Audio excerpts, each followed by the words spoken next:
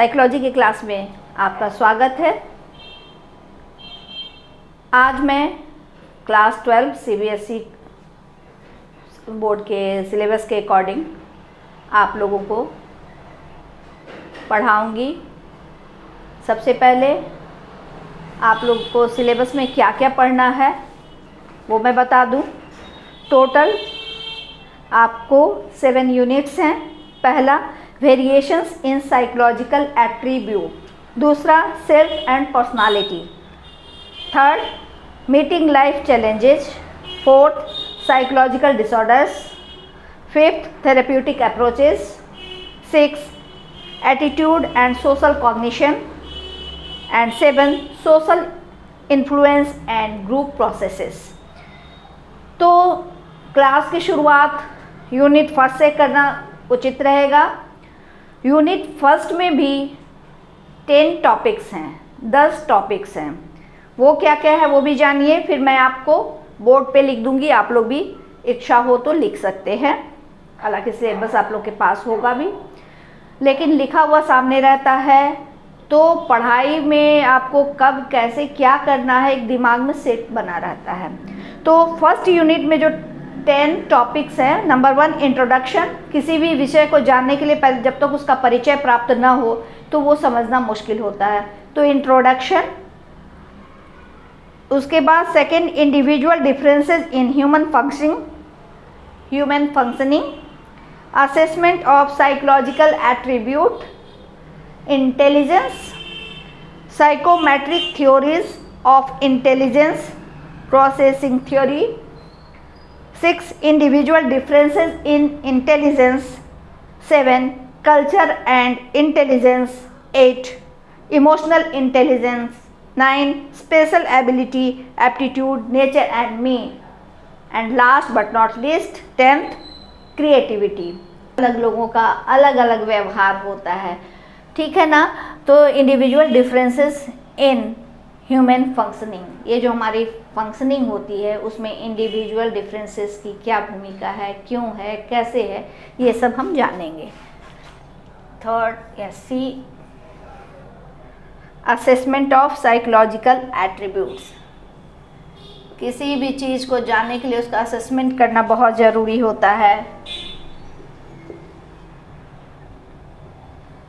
तो इस टॉपिक में हम लोग कैसे मनोवैज्ञानिक गुणों को असेस करना है वो पढ़ेंगे। साइकोलॉजिकल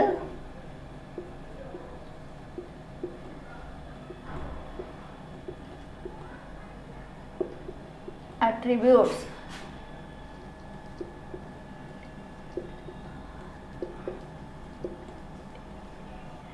ठीक है। एंड चौथा है इंटेलिजेंस। हम लोग जो भी असेसमेंट करते हैं ना उसमें बुद्धि परीक्षण, क्योंकि बुद्धि की इसमें बहुत ही भूमिका होती है। हम आपस में एक ही जगह 10 लोग 10 तरीके का बिहेव करते हैं, 10 सिचुएशन में अलग अलग हमारा जो प्रॉब्लम सॉल्विंग स्टाइल होता है, सब चीज़ हम लोगों का अलग होता है। उसकी का बहुत बड़ा कारण होता है हमारा बुद्धि का स्तर।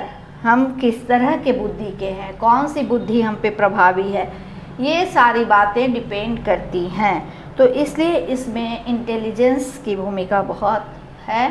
तो इस यूनिट में हम लोग इंटेलिजेंस क्या है, क्यों है, इसके थ्योरीज क्या हैं, इसमें कैसे हम लोग कौन कौन सी मापनियों का इस्तेमाल करते हैं, यानी बुद्धि से संबंधित विभिन्न चीज़ों को आपको जानने का सुअवसर प्राप्त होगा। एंड ई पांचवा साइकोमेट्रिक थ्योरीज। अभी मैंने बात की थी ना कि असेसमेंट के लिए टेस्ट होते हैं, साइकोलॉजिकल टेस्ट वगैरह होते हैं। साइकोमेट्रिक्स उन्हीं में से एक होता है जिसके द्वारा आप लोगों ने नाम सुना होगा आईक्यू टेस्ट वगैरह। तो जो हम लोग टेस्ट वगैरह लेते हैं वो साइकोमेट्रिक के ही अंतर्गत आता है। विभिन्न साइकोमेट्रिक के द्वारा किसी भी चीज़ का मापन किया जाता है, जिस चीज़ का भी हम कर रहे हों। साइकोमेट्रिक थ्योरीज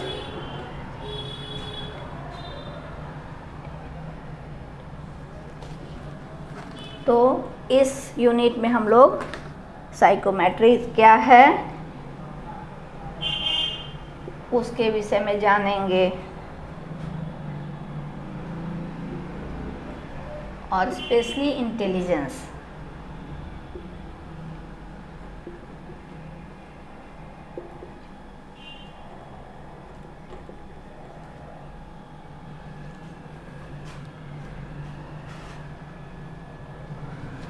आप लोग इसको लिख लीजिए, इसके आगे फिर मैं बताती हूँ।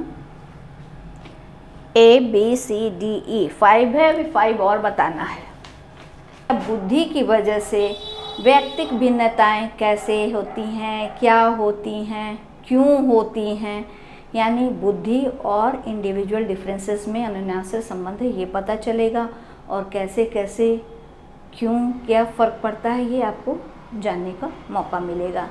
नेक्स्ट 7वां जो हुआ कल्चर एंड इंटेलिजेंस।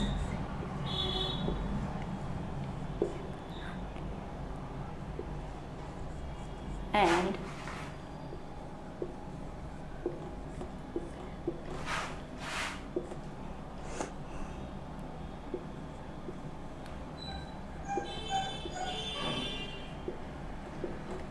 ठीक है ना।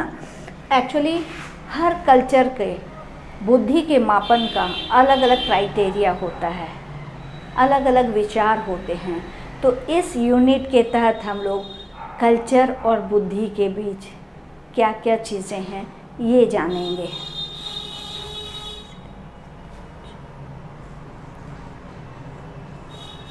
आठ emotional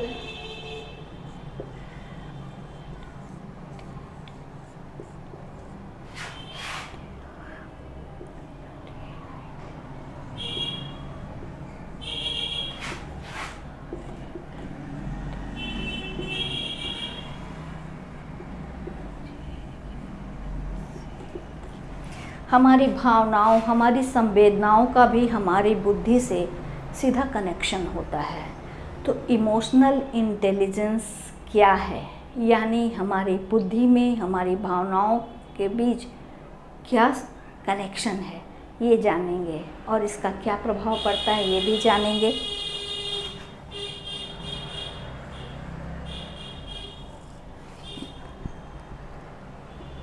next special ability.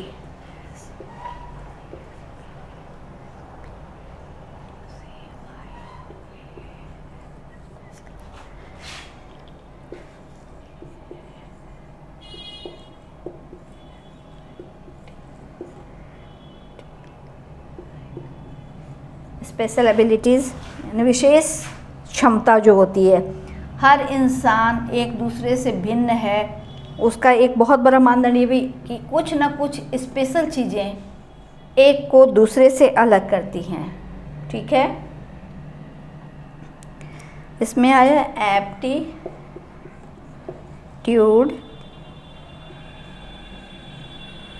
Nature and मी।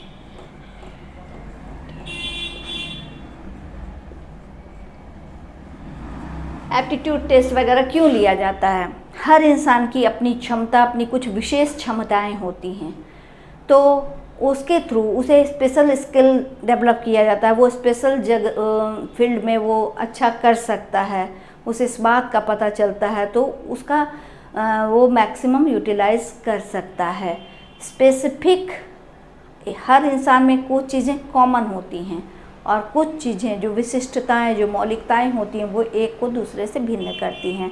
तो वो चीज़ें आप इस टॉपिक में जानेंगे। स्पेशल एबिलिटी क्या है, एप्टीट्यूड में कि उसमें एप्टीट्यूड टेस्ट या एप्टीट्यूड का उसमें क्या रोल है, ये सब आप जानेंगे। इंटेलिजेंस और एप्टीट्यूड टेस्ट में क्या डिफरेंसेस है ये सब आप जानेंगे। लास्ट बट नॉट लिस्ट, 10वां, ये है क्रिएटिविटी।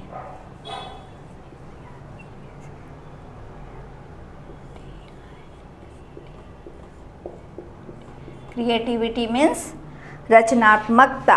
क्रिएटिविटी और बुद्धि का बहुत ही संबंध है। हर बुद्धिमान व्यक्ति क्रिएटिव हो ज़रूरी नहीं है, लेकिन हर क्रिएटिव व्यक्ति इंटेलिजेंट होता है, बुद्धिमान होता है। ये एक बेसिक चीज़ है समझने के लिए। यानी क्रिएटिविटी और आईक्यू, क्रिएटिविटी और बुद्धि में बहुत ही गहरा संबंध है।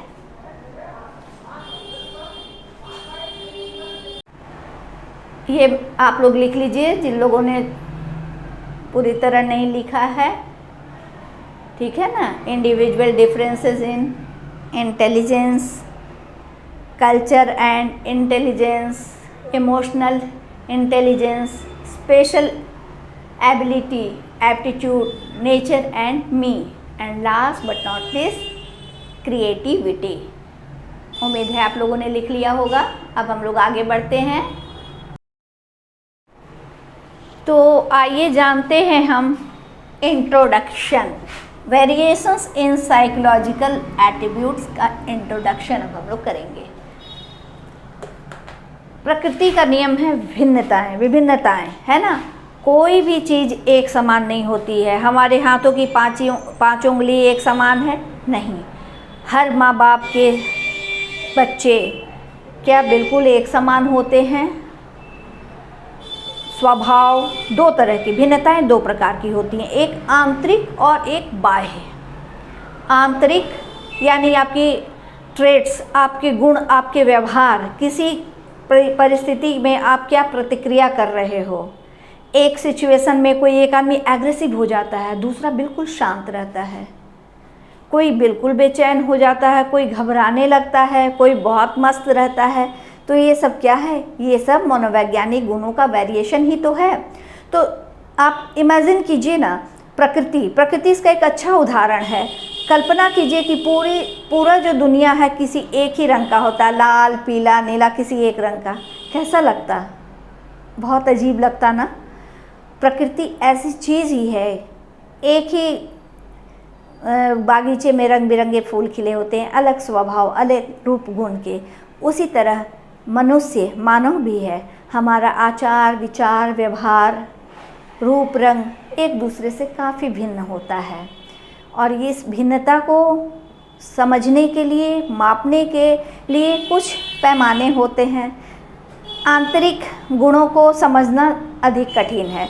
बाह्य रूप, रंग, जैसे किसी की हाइट अधिक है तो किसी का कम, कोई गोरा है तो कोई सांवला, है ना, अलग अलग होता, वो आँख से दिख जाता है। लेकिन व्यवहार, आंतरिक गुण, वो विकट परिस्थिति में या कुछ ऐसा सिचुएशन होता है उसमें अचानक से पता चलता है कि नहीं। एक ही माहौल में पले बढ़े, यानी वातावरण का असर कुछ हद तक पड़ता है, लेकिन फिर भी इंडिविजुअल डिफरेंसेस होता है। यही मौलिकता तो इंसान की एक अलग पहचान बनाती है और हमें बताती है। इस पूरे चैप्टर में यही हम लोगों को जानना है कि क्या है इंडिविजुअल डिफरेंसेस, क्यों है इंडिविजुअल डिफरेंसेस, और कैसे हम पता लगाते हैं। आपने कक्षा 11th में साइकोलॉजी के जो भी है सिद्धांतों को जाना, इसके थ्रू आप मानव व्यवहार को कुछ हद तक समझने लगे। लेकिन मानव व्यवहार को और अच्छी तरह से समझने के लिए इस बात को जानना ज़रूरी है। यानी जब आप ये चैप्टर पढ़ लेंगे तो मनोविज्ञान के विषय में आपकी जो विशेष जानकारी हो जाएगी वो है कि आप उन मनोवैज्ञानिक गुणों को समझ सकेंगे जिनमें लोग एक दूसरे से भिन्न हैं।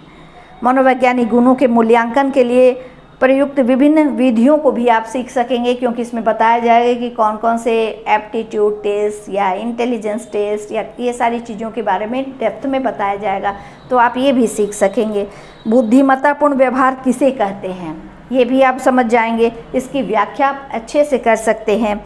मानसिक रूप से चुनौतीग्रस्त या मेंटली चैलेंज्ड बच्चे और गॉड गिफ्टेड जो प्रतिभाशाली बच्चे होते हैं, उनके व्यवहार में कैसे फ़र्क कर सकते हैं आप सहजता से समझ सकेंगे।